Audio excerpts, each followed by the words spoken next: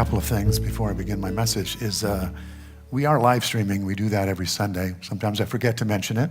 So we always like to greet those who are watching us. And our good friend and Joan Kershaw is also watching us today, I'm quite sure. So let's turn around and say good morning to all of our friends and Joan. And we love you and we miss you and we're blessing you right now in your journey where you are. We also wanted to touch on a correction is the Q process is on the 26th of this month, so that's 2 weeks from yesterday. Good. You know, I've been doing this ministry gig for a long time, and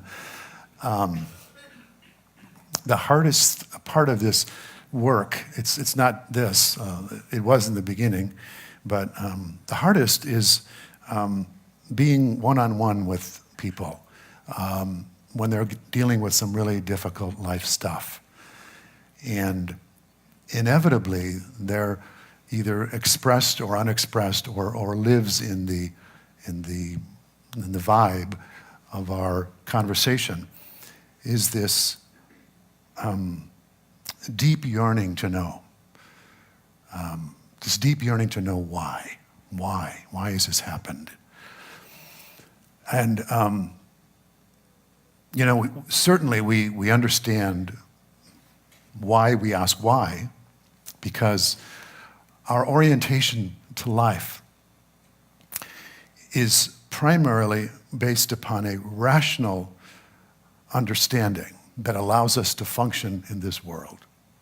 And the more we understand how things work, the more functional we are in this world. So when things happen, we want to see what's behind it. Not just, of course, out of curiosity, but because we would like to find some meaning behind the difficulty that in some sense would give us maybe some reprieve from the suffering that is not, that remains when the reasons are unexplained, that have no reason.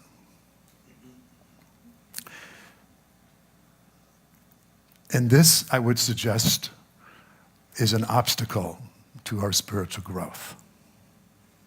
As much as we understand humanly why we need to know, it is counter to the kind of surrender and trust that a spiritual life that truly evolves and grows into a greater sense of peace and wholeness requires. And that's not the time when I'm talking with someone like that to give them a sermon. Oftentimes we just offer compassion. We just offer love and compassion in times like that. But in times like this, we have an opportunity to unpack what does it mean to trust and surrender, to actually make peace with not knowing. Because isn't that really what faith is all about?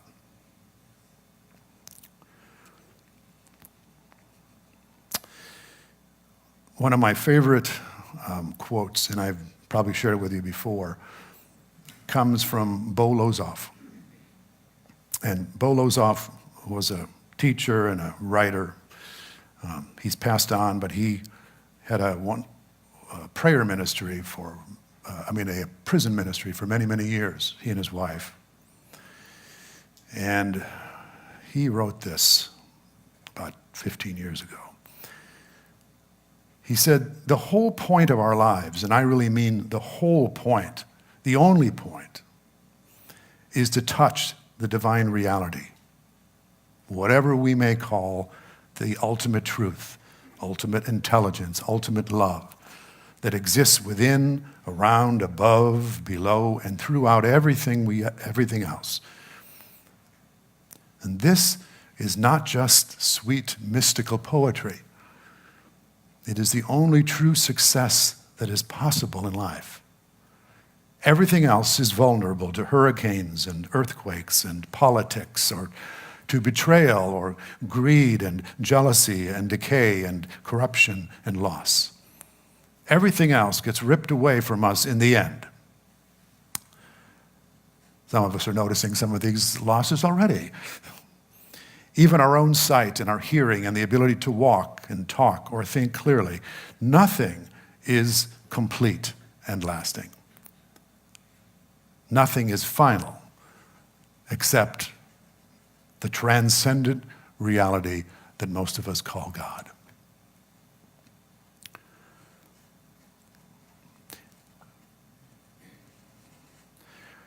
The garden variety kind of hope that you and I may carry with us, or faith, is the kind of faith or the hope that says things will get better.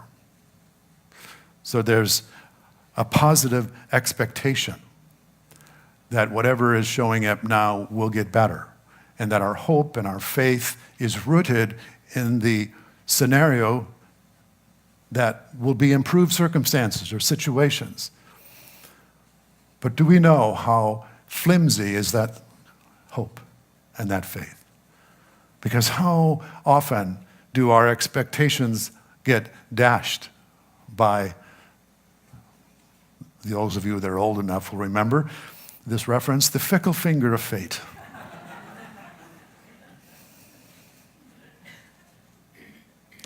Fickle indeed, but according to who? According to what? When would we know enough to decide that this should not have happened? When would our view be large enough, broad enough, deep enough, going back in time enough to be able to say that this situation, this circumstance, this that has arisen somehow is a great mistake, that it's a true misfortune without any element of good or positivity? None of us have such perspective. But somehow we still hold the view, and we judge, and we lament, and we decree things to be bad and good. According to what? Deep spiritual wisdom or our preferences? And I know in my case, it's based on my preferences, because I don't know enough. I really never know enough to judge. Do you? Of course we think we do, and we can even take some profound examples of, children dying and the worst conditions in humanity. And we can say that's bad. And of course, we're not dispassionate. We're not without compassion. And we know that the heart hurts for situations that are hard to accept. But if we are really, really going to have success in this life and to offer this for everyone, that we have to find a connection to something that is deeper and truer and lasting. And this is my constant wake-up call, is to suspend judgment about any situation, because I don't know enough to know. But God knows. That which is infinite and eternal, wise, omnipresent, omniscient, all-knowing, all-powerful, is the container that is boundless, in which all can be held, and in which this boundless awareness, love, presence is never diminished. It's never pushed out. There's never any less God in any moment, regardless of what it looks like. Because if any situation could displace a little bit of God, then God would not be infinite and eternal. Think about that. What is infinite and eternal remains infinite and eternal. Nothing can displace it. Nothing can have a moment when God is not present, because it is everywhere. It is within and around and through everyone and everything. I know this is a high and deep teaching, but lest we get a hold of this, we will continue to bounce up and down in our life like the Dow Jones, The Tao is up and the Tao is down. I'm happy and I'm sad, and she loves me and she loves me not. And as we go, our happiness riding the bouncing ball of circumstances, events, situations, and people. And is that faith, or is that just that garden variety preferences for life that has us constantly seeking a better day to be okay? So I've got a little clip here. This is a very well-known story. I've probably shared it with you multiple times. So I thought if I have someone more erudite with a British accent, it would be more palatable for you to hear again. So we're going to run this. This is Alan Watts, who I want to grow up and be just like.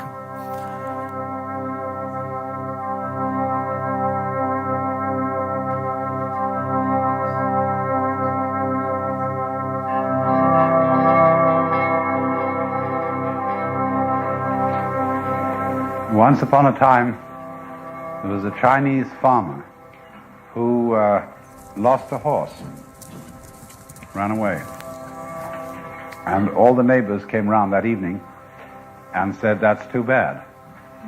And he said, "Maybe." The next day, the horse came back and brought 7 wild horses with it. And all the neighbors came around and said, "Why, that's great, isn't it?" And he said, "Maybe." The next day, his son was attempting to tame one of these horses and was riding it and was thrown and broke his leg. And all the neighbors came round in the evening and said, "Well, that's too bad, isn't it?" And the farmer said, "Maybe." And the next day, the conscription officers came around looking for people for the army, and they rejected his son because he had a broken leg. And all the neighbors came round at the evening and said, "Isn't that wonderful?" And he said, "Maybe."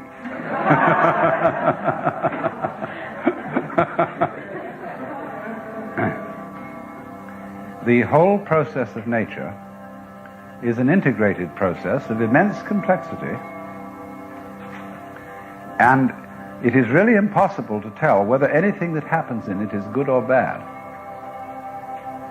because you never know what will be the consequences of a misfortune, or you never know what will be the consequences of good fortune. Yes. Well, there you go.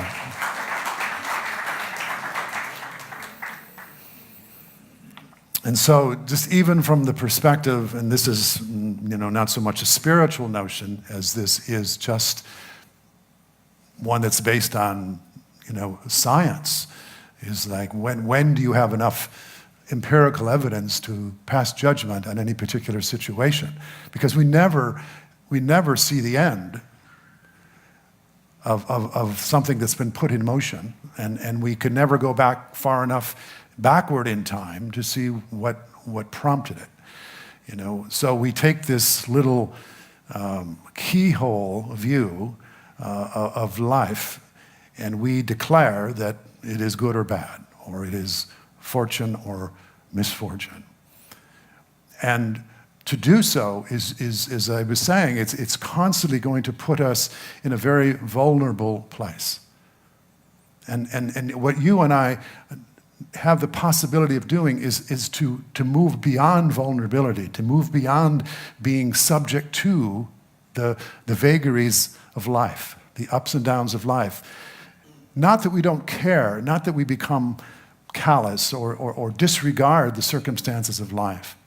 It's just that we don't allow the circumstances of life to disrupt our faith, to disrupt our understanding of something which is deep and lasting, and the essence of our very nature does not rise and fall, does not get diminished by illness, by hardship.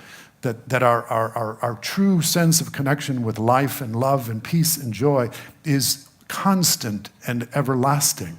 And that escapes our ordinary perception and the judgments that come too soon. Here. Actually, here. And what I know and what I've learned over these years is it's emptying the mind of such notions and opening the heart that makes the difference. Because the mind is full of questions. And have you noticed that even when you answer the most difficult question with the most amazing answer, that a new question pops up? It's like those whack-a-moles, you know? Oh, I've answered the big questions, or I finally have what I want. I did it. I've arrived. I'm successful. I have money. I've got a great relationship. This and that. My life is in order. And next moment, something changes, and there's another plate that's wobbling in your life that needs attention, and you take care of that one, and you feel good for a moment until you realize, oh, my wife is unhappy with me. I've done something. Or that situation at work. What am I going to do about that? And how is it that we continue to feel like we can get all of the plates spinning perfectly all of the time? What arrogance. What ignorance. It's just being human, guys. But there is a deeper truth. And that deeper truth says that no matter what's wobbling in your life, there is a spiritual gyroscope that is keeping everything in order, that can hold it all. The good days, the bad days. She loves me not. I have a lot of money, I have money. The Dow is up, the Dow is down. What is so vast and inclusive of all of that it can't be disturbed by the vagaries of life, the ups and downs, the temporal nature of life? If we are identified with the temporal nature of life, then we will be tossed about. But if we do this inward work that we talk about here all the time, if we get in touch with this sense of being, which is our true divine nature, the more we become familiar with that, the more that becomes our sense of who we are, not just as something we step into and step out of because we sit down on a meditation cushion for a half hour, or because we come to a church service, or we listen to a message, but because throughout the day we are constantly calling ourselves back to who am I? What is true? What is this life energy force in my heart of hearts that has me, that holds me, that assures me that all is well? There's a scriptural quote that says, this is from, I don't have the reference here. You'll look it up, won't you? Though the fig tree does not blossom, and no fruit is on the vines, though the produce of the olive fails, and the fields yield no food, though the flock is cut off from the fold, and there is no herd in the stalls, yet I will rejoice. I will exult in the God of my salvation, which is my strength. Jesus said he was a master of saying a few words and saying a lot. He said this: there will be trials and tribulations in your life, be of good cheer. One sentence. But he did have a little rejoinder there. He said, because there is an overcoming. There is an overcoming power. And that overcoming power is not apart from us. That overcoming power is the very nature of our being, how God created us in its image and likeness, which means that we are made of love, the love that we seek in another. We are made of peace, the peace that we think is conditioned upon situations going, conflict ending, people being a certain way, wars ending, and that there is a joy, not the joy that just when life pleases you, a joy that bubbles up from our own eternal connection with this divine essence presence that can bubble up through the circumstances of life that don't meet our preferences. That's what the Master knows. That's what we know in our heart of hearts. We can go back to this garden variety faith. We can continue to wish our life into better circumstances and situations and conditions. And there's nothing wrong with wanting life to be different. It's just that wanting for life to be different is hooked to our sense of who we are and our well-being, that trouble comes and suffering comes. And then we are really victims. Because if my peace and my well-being is connected to how life is showing up, I'm in for a wild toad's ride, yeah? If it's my sense of love and peace is connected to how I am in relationship with other people or how people treat me, then it's going to be like flotsam on the ocean, just floating along, subject to the swells of personality and the waves of good days and bad days, of good moods and bad moods. You're better than that. We all are. We all have this capacity. It's not just for some of us. It's for every one of us. God leaves no one out. You are God's creation. And to really honor the creation that we are, we need to stop acting like what we're not and start realizing and expressing who we are. It's the only answer. I don't like how things happen. I grieve. I get sad. I ask why. But when I run that tape long enough, I usually get to this place. And it's not in my head. It's not because I find some rational explanation that makes it all seem okay. It's actually the opposite. It's my willingness not to know at the level of thinking, of rational explanation. And when I come to the end of that is the standing at the edge of my human capacity to understand that I am at a place where I truly can surrender. And that is a movement into the heart space, into the heart. And in that heart, there are no questions.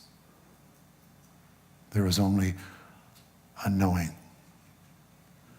And it doesn't have pat answers. It only has a sense of love and peace. And that feels grand enough and expansive enough and inclusive enough to bear all things.